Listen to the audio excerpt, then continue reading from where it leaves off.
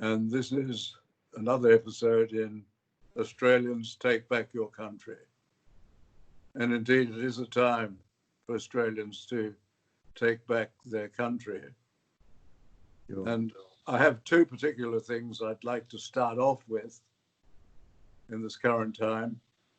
One is the burning of the flag, burning of the Australian flag, burning of the flag under which our soldiers fought in Brisbane during a politicians tolerated demonstration by BLM. BLM is the American Marxist, communist, and anarchist movement.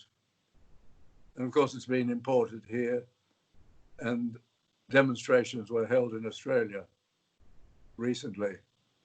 And the second thing I wanted to mention is something which is in a piece I've written for Spectator Australia. Now, you can go into Spectator Australia if you want to. It's got a good site, spectatoraustralia.com.au. And this site is called Mini True Revisited. Now, Mini True was the short form of the Ministry of Truth in George Orwell's famous book, 1984. And 1984 was about the nightmare, the dictatorial communist nightmare under which we could all be living. And that's always a danger. And one of the things they introduced in this dictatorship that Orwell writes about was what's called newspeak, a different way of talking so that you couldn't think of other things. And we've seen that here. For example, we no longer refer to sex. We don't talk about the people's sex. We talk about their gender. And the reason for that is so that instead of there being two sexes, as there obviously are, there are a different number of genders, which are not determined by the way you're born. They're determined by what you want to be. And it just seems rather foolish. It came from the United States, but it's part and parcel of a movement to undermine the family. It's to undermine the family and therefore undermine the West, and gradually to introduce a dictatorship, which we're seeing already, at least in the suppression of freedom of speech. This piece that I've written for Spectator called Mini True Revisited, which is newspeak for the Ministry of Truth. In the Ministry of Truth in 1984, the party has an apparatchik working there. His name's Winston Smith. His job is to change the records. He has to go through all the newspapers and change them so that they're always consistent with the new lies that are being put out. And we already see evidence of that. Let me give you two examples, and the two examples are in this piece, which I do invite you to read. One is what the Weather Bureau calls homogenization. This means going back to old records and changing them, saying this couldn't possibly be as hot then as it's recorded. It must have been wrong, and therefore we'll reduce it. And the reason for this, some say, the reason for this is that they want to show that today's hotter than it was. There's one famous one where Craig Kelly has demonstrated that the records did in fact show that the highest temperature ever recorded in Australia was at Narrabri, very high temperature. That's since been homogenized, it's been lowered. And they said anyway, there wasn't really a station at Narrabri.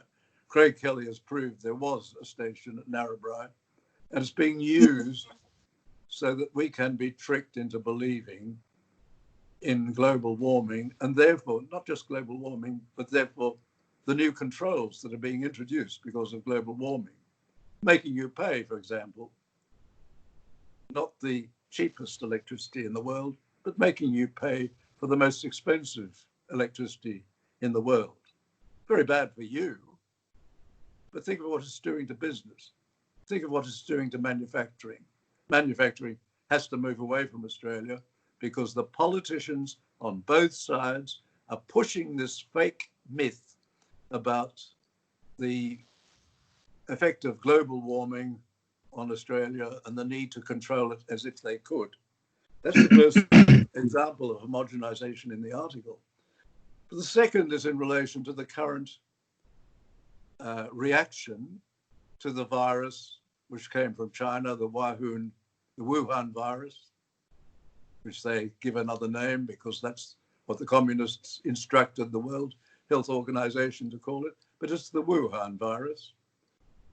And what they've done in relation to the lockdown, we were told when the lockdown was introduced, it was to flatten the curve. It was to extend the time in which new cases of the virus would come in so that the hospitals could cope with the projected up to 150,000 cases. Of course, there weren't 150,000 cases. There weren't, perhaps it was 150,000 might die in Australia. Nothing like that. It was over-projected and the politicians believed it. Now, instead of flattening the curve, what the politicians are saying, and the media is going along with this, we've got to eradicate the disease. So flattening the curve has suddenly turned into, without any explanation, eradication. But scientists will tell you you can't eradicate the disease. You can't do that until you have a vaccine. And we're waiting on the discovery of a vaccine. It may never be found. One hasn't been found, for example, in relation to AIDS. So a virus which is having a limited impact, particularly on the elderly and those who have other sicknesses, but which has resulted in over 100 deaths, about 108 deaths at the moment. A terrible thing to happen. But quite often these are people not only who didn't so much die from the virus, but they died with the virus, as people die with pneumonia and with influenza when they're very sick. For that, we've had this enormous lockdown, which has put so many people out of work, ruined businesses and so on, and world's best practice, which comes from Taiwan, tells us that you don't really need that sort of lockdown. But it certainly gives the politicians a lot of power. That's in this piece in Spectator Australia, which I invite you to look at. So that is my introduction of the current affairs. And I now invite Peter to comment. Nice to talk to you again, Professor. Look, when it comes to burning our flag, I get very, very upset, like a lot of Australians.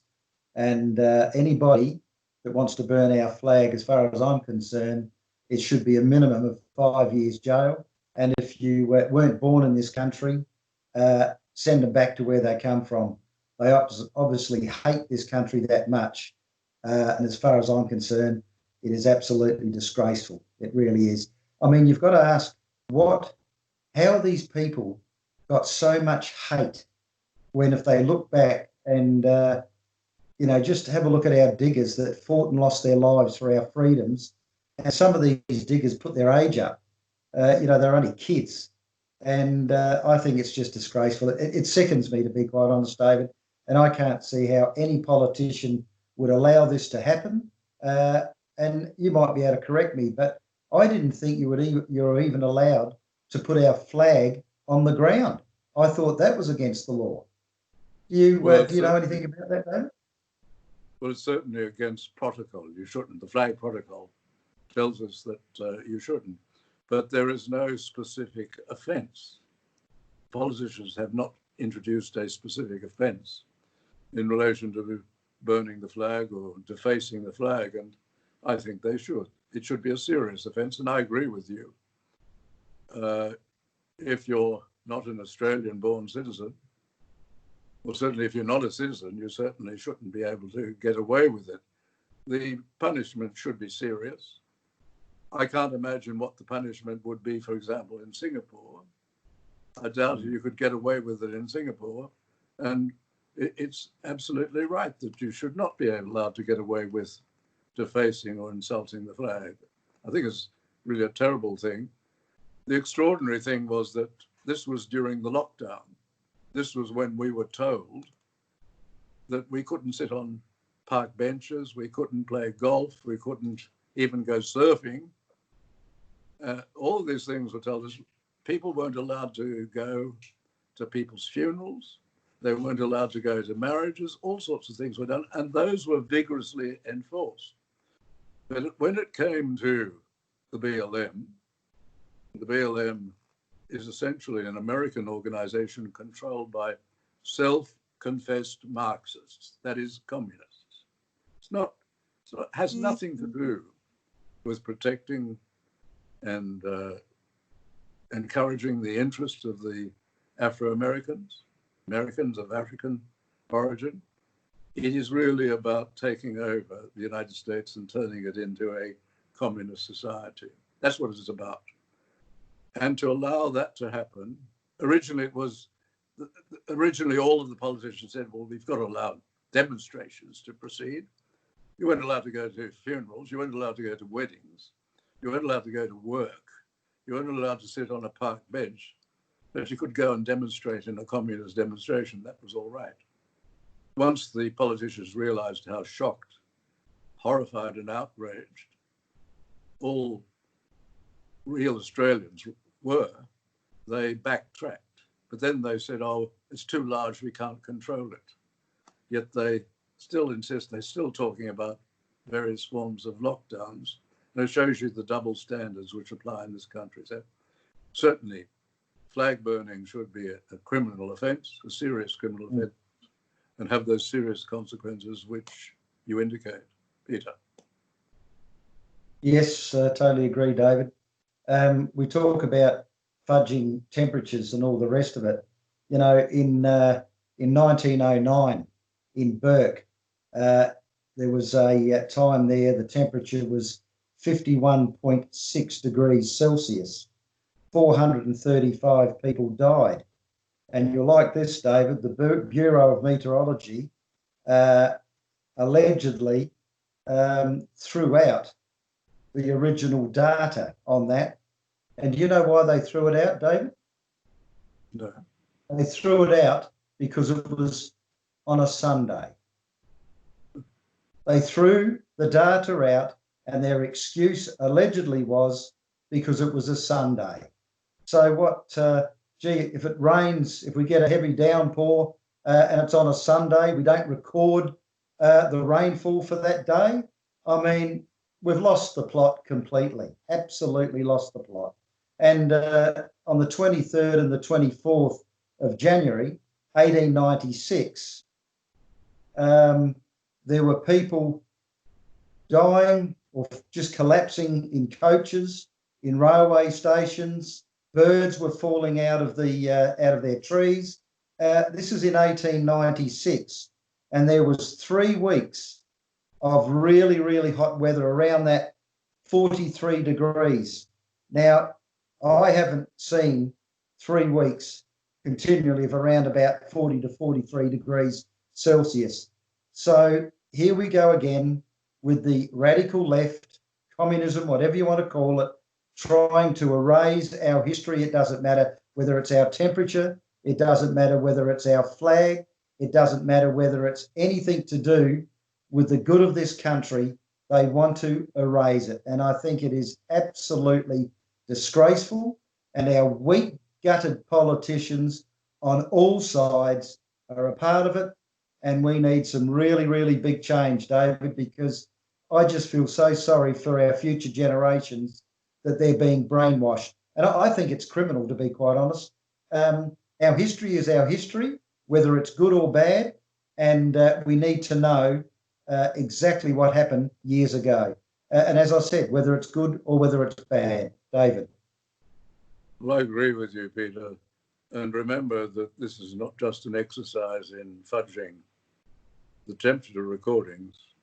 It really advances the cause of the myth of global warming which then becomes the basis for turning off coal-fired power stations, for relying on renewables, most of which are brought in from foreign investors. They're heavily subsidized by the taxpayers. The vast number of wind farms and so on are owned by foreign investors, often communist foreign investors. They're heavily subsidized by the taxpayer and in our electricity feeds, and they are not reliable, and they will not assist Australia. They are destroying manufacturing, because manufacturing is finding it far too expensive, and it's being moved overseas. I heard, for example, the other day that New Farm, which produces a lot of agricultural material needed by farmers, is about to close down, and we will be dependent on the Chinese communists for these things. So this is appalling. It's also worth noting that when this was raised under the government of Tony Abbott was in the process of setting up a committee of experts to investigate the Bureau of Meteorology, the Weather Bureau, in their practice in relation to homogenization. We were going to get this formal inquiry. One of the very first things of the government, which resulted from the coup, which put Malcolm Turnbull into power, a coup by ministers who were supposedly loyal to Tony Abbott, but who brought down the Abbott government and installed the Turnbull government. One of the very first things they did was to stop the inquiry. And we can only wonder the reason for that. Peter. Yes, David. Look, I've got to agree with you on that note, and I think it was disgusting what happened to Tony. There's things that I don't agree with, but there's a lot that I do agree with what he's about. It should be up to the people to decide who the leader and the Prime Minister is, not up to factions in a party. And also, I must applaud Tony Abbott, because recently he's come out and said that bureaucrats and politicians should have a 20% pay cut if they're earning over $150,000. And I totally agree with that. You have a look at the amount of businesses that have gone and people that may never, ever recover. And if we have another wave of this and the politicians get all bleary-eyed over it and think, gee, we've got to lock down again like they've done in Victoria with that stupid Daniel Andrews, this country can't sustain it, will never recover, and this sort of stuff's just got to stop. So, I totally agree with Tony Abbott with this 20% reduction for politicians and bureaucrats. I mean, even if you're on $150,000 a year and you take a 20% pay cut, well, you're still up around that $100,000. I've never seen that sort of money. So is there any vacancies in there at all, David? Would an old grey-headed old farmer be able to get in there? Well, David. Peter, you're absolutely right. And of course, they should not have waited for Tony Abbott to make the suggestion. They use the mantra, we're all in this together. Well, if we're all in this together, why hasn't the public service, particularly the non-essential public service, put aside the essential public service, the police and the nurses, but think of the non-essential public service, including the politicians. Why didn't they just volunteer to take a significant pay cut, particularly those who are on the astronomical salaries that they receive? They put in people into public service positions. They pay them bonuses, which was once unheard of. And they have government corporations where the head of the government corporation, like the post office a few years ago, is earning millions, hundreds of millions of dollars a year. All of this is extraordinary. Our predecessors would be absolutely amazed by it. But in a time when they have closed down businesses, in a time when they have put people out of work, and we know that we now have over 1 million people out of work because of the government's actions, because of actions taken against world's best practice, which Taiwan has demonstrated you can do with a lower death rate. Although they're next to China, they have about 7 deaths. We're approaching 110 now, and we're a remote island nation, should be lower here, yet Taiwan has managed to do it very well without any lockdown whatsoever. And this is something which I think is absolutely appalling. So I think Australians generally will be thinking, surely it's now time to take back their country. David, if I could just mention that unemployment level now is about 7.4%, the highest it's been for 22 years. Now, we haven't felt the brunt of this yet. I think we could see unemployment go over 10% in the next 2 years, because that's how serious things are. And they talk about, we're in a recession. We're heading to a depression, big time. And we're still not hearing from our Prime Minister about kickstarting our manufacturing, our industry, and start making things again in this country like we used to.